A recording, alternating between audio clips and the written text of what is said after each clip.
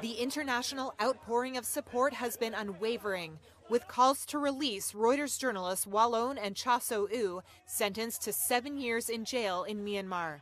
Their case seen as an attack on global press freedom. And we will not be intimidated. That sentiment shared on Friday when Reuters editor-in-chief Steve Adler and attorney Amal Clooney took part in a panel discussion with a committee to protect journalists at the UN.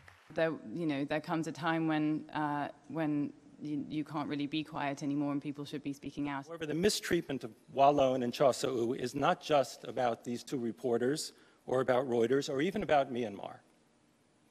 The attack on them is a chilling warning to other journalists worldwide. At the end of last year, there were 262 journalists jailed around the world, the highest number ever recorded by CPJ.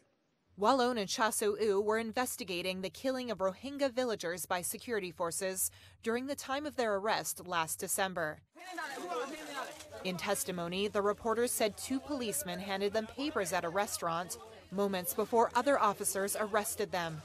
A judge ruled they breached the colonial-era Official Secrets Act when they handled documents related to security forces, charges to which they have pleaded not guilty. Their arrest was clearly aimed at unmasking Reuters sources and preventing us from publishing the account of the massacre.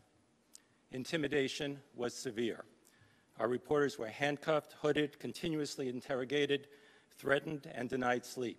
This case began with authorization from the government at the highest level, all the way up to the president's office.